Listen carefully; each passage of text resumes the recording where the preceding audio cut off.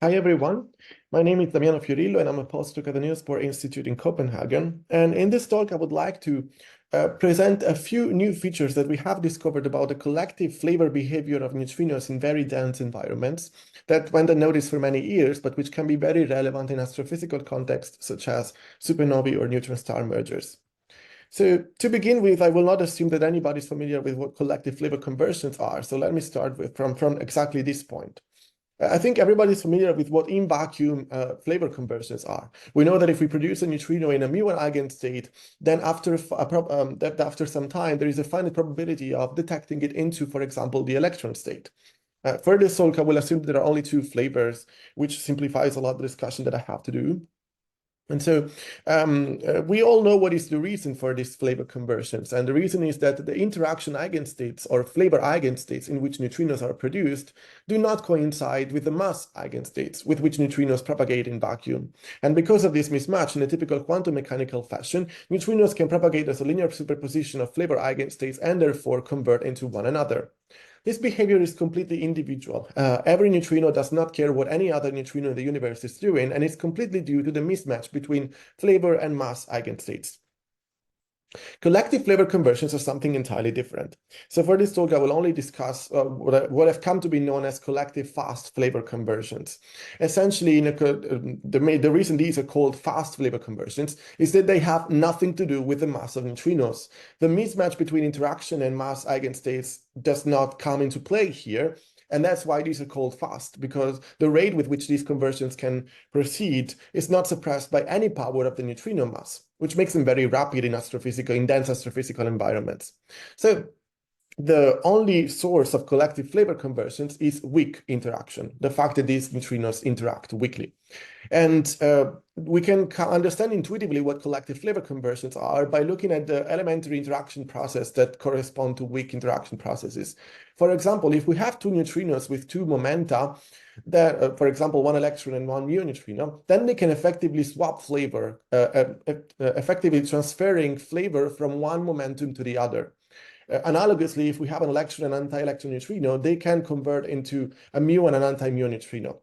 Now, by looking at this diagram, one could come to the conclusion that these are simply scattering processes, incoherent scattering processes, but these are not, because the two neutrinos in the final state have the same momenta as the neutrinos in the initial state. There was no collision here. This is a completely forward collision. What happened was simply an exchange of flavor between the two states. So this is generally called the refractive flavor exchange, because it is as though as the individual neutrino feels an effective refractive index generated by all the other neutrinos in the dense environment. That's why this process is nonlinear, because the refractive index that a neutrino feels is generated by all the other neutrinos in the environment.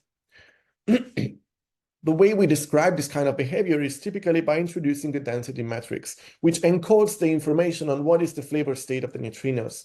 Essentially, the on-diagonal elements of this density matrix measure the occupation number, so how many electron neutrino and how many mu neutrinos there are, and the off-diagonal element measures the possibility that neutrinos exist in an overlap or in a superposition of electron and muon neutrino states.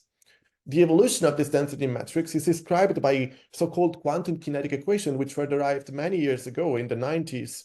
And essentially, it's driven by an advection term, which describes how neutrinos with different velocities move in different directions. So it couples the time evolution with the space evolution.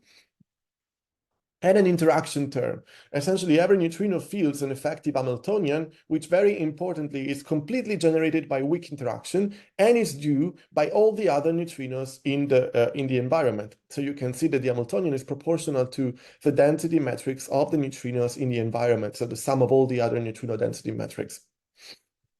And the best analogy one can think about when it comes to this interaction term is a ferromagnet. In a ferromagnet, every individual spin in the material feels an effective field generated by all the other spins in the material. So there is a nonlinear coupling of a spin to all the other spins in the material, which can induce collective behavior by which, as we know, all the spins will finally point in the same direction because of the ferromagnetic interaction.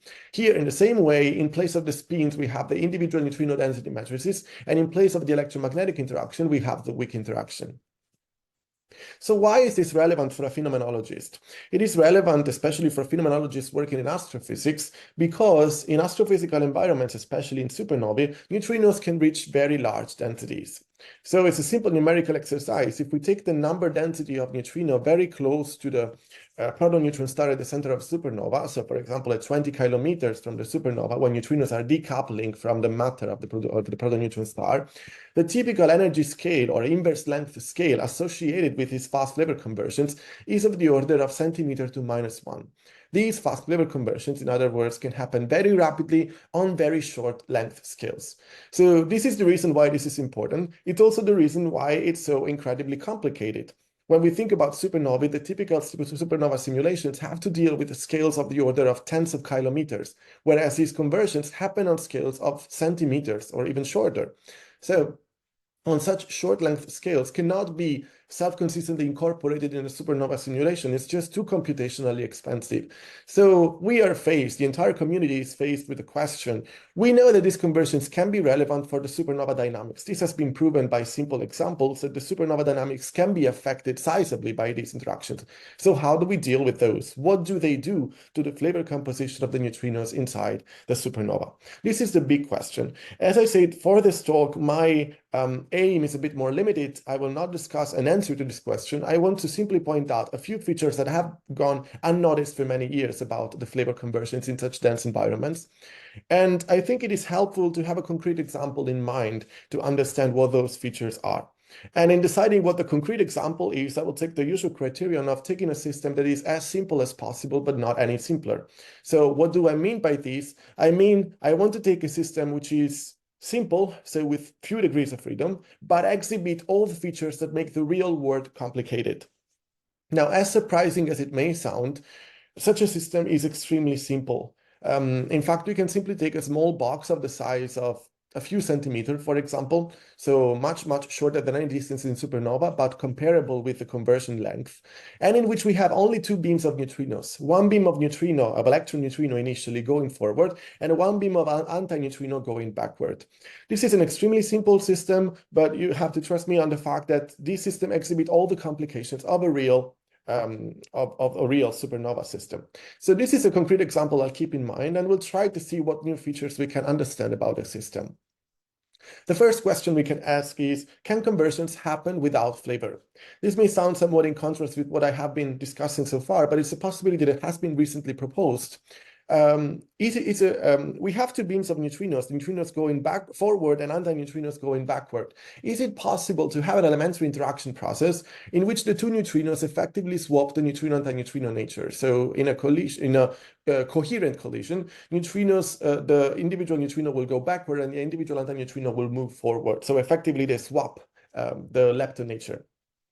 Now, this process conserves lepton number, so it seems to be in principle possible, and indeed it was recently proposed as a possible collective conversion, which could happen much faster than fast conversion. And it's important to notice that this process was not included in the original derivation of the quantum kinetic equation, but without any justification. The authors simply did not think about this process.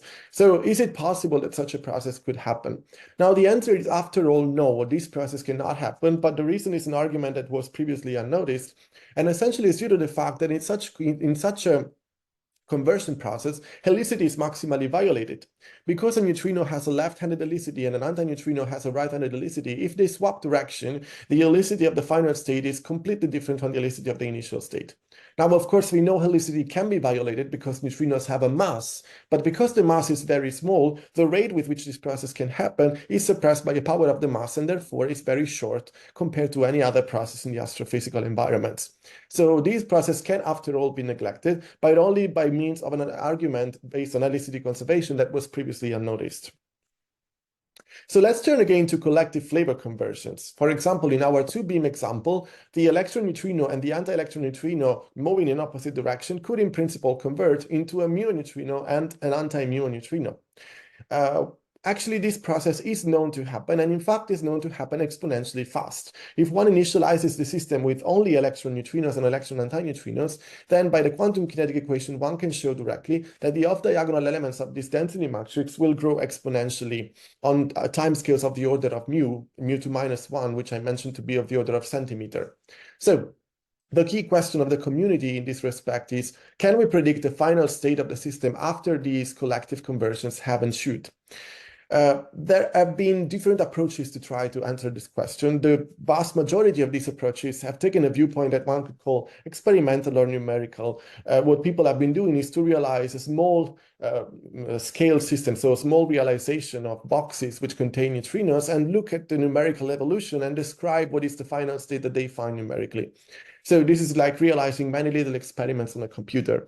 Here we would like to take a more theoretical approach and try to make predictions on the final state of the system. So regardless of numerical experiments, can we predict some features at least of what is the final state of the system? This is, of course, a much more challenging question. And in trying to answer such a question, we learned very early on in our careers that a fundamental help that we have is the existence of conserved quantities. If there are conservation laws, then there are quantities that are identical between the initial and final states and can be used to make predictions on what is the final state. So one quantity that is certainly conserved is the total lepton number. In this context, the total lepton number corresponds to the total density matrix of the two beams of neutrinos and antineutrinos, and is easily seen from the quantum kinetic equations to be conserved. So the question is, are there other conserved quantities? Now, if our box is perfectly homogeneous, meaning that nothing in the box depends on space, then we have recently proved that there are an infinite number of conservation laws, which are not particularly deep from a physical point of view. They simply come from the very special symmetry of the problem. So these conservation laws, we have essentially rediscovered them in the context of collective flavor conversions, although they were known in analogous superconducting systems and are known as Godin invariants. Again, they don't have a particularly deep physical meaning. But the key point here is that homogeneous systems are not the end of the story. In fact, they are not even the beginning, because even if we initialize our system to be nearly perfectly homogeneous, even a very small degree of inhomogeneities will grow exponentially because exactly of the fast conversion instability. So the system will rapidly become inhomogeneous. So when the system becomes inhomogeneous, these Godin invariants are completely broken. They are not conserved anymore. And we ask ourselves the question, are there other conservation laws?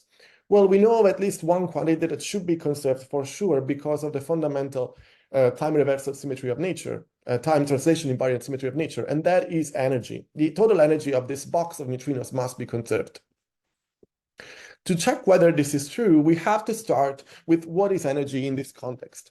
So in this context, energy for us is a sum of a kinetic energy of each individual neutrino. Typically, remember that this is of the order of tens of MeV, for example, in a supernova. And the weak interaction potential, this is of the same order of magnitude as that refractive energy I introduced earlier. So it's of the order of centimeter to -1, which in energy units is of the order of 0.1 milli-electron volt. So first thing to notice is that this is microscopic compared to the kinetic energy of the neutrinos. There is a huge hierarchy between the two.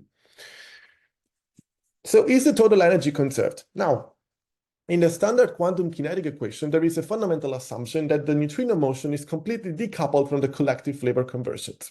So neutrinos move with their own energy, they convert in passing, but this doesn't affect at all their own motion or their own energy. So the kinetic energy of the neutrinos in the standard quantum kinetic equation is separately conserved. Obviously, for the total energy to be conserved, this means that also the interaction energy should be conserved. But it's a couple of lines of algebra from the quantum kinetic equation to show that actually the interaction energy is not conserved. And this comes as a surprise, in some sense as a shock, because it raises some suspicions about the quantum kinetic equation that have been used for 30 years. Are they correct if they do not conserve energy? So this is a question we ask ourselves. But before trying to ask ourselves this question, I would like to put to rest any possible concern that this could be a technicality or a small effect. This is a large effect, and it's easy to see it with a practical example. If we take our initial box when we have a beam of neutrinos and a beam of antineutrinos, same number of neutrinos and antineutrinos, and we initialize it with purely electron neutrinos and antineutrinos, then we look at the numerical evolution. Here, the color of this plot represents a number of nu mu as a function of space on the vertical axis and time on the horizontal axis. Initially, it's 0 because there are no mu neutrinos, but you see that it grows exponentially. And very soon, there will be some kind of waves, inhomogeneous waves, where the mu neutrino number is comparable with the electron neutrino number. So these conversions are happening fast. But what matters for us is that the interaction energy initially is equal to -1, But when the conversions initiate, you see that it starts to change, and it oscillates, after all, around the value which is 0. There is a maximal violation of the conservation of interaction energy. This is a key problem. It means that we cannot use interaction energy conservation as a guide to understand what is the final state. So is this correct? Are the quantum kinetic equations correct? Well, after all, it turns out that there is a fundamental assumption in the quantum kinetic equation that is wrong. And this assumption is that the neutrino motion is decoupled from collective conversions. As I have mentioned, the standard assumption is that the energy of the neutrinos, the kinetic energy of the neutrinos, is not affected by the collective conversions. This assumption turns out to be false, and it turns out to be false for a rather subtle reason. The reason is that when inhomogeneous flavor conversions start to happen, then there will start to arise gradients in flavor composition, which were very noticeable in the plot that I showed earlier.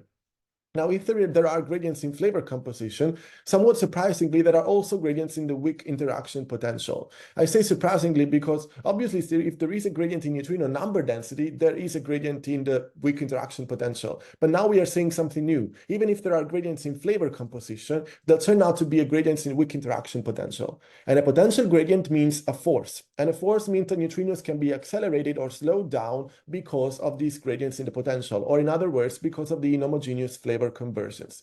So it is not true that neutrinos move unaffected by the flavor conversions. Because of this weak force effect, there is a channel by which the potential energy can be dumped into the kinetic energy by accelerating and slowing down neutrinos.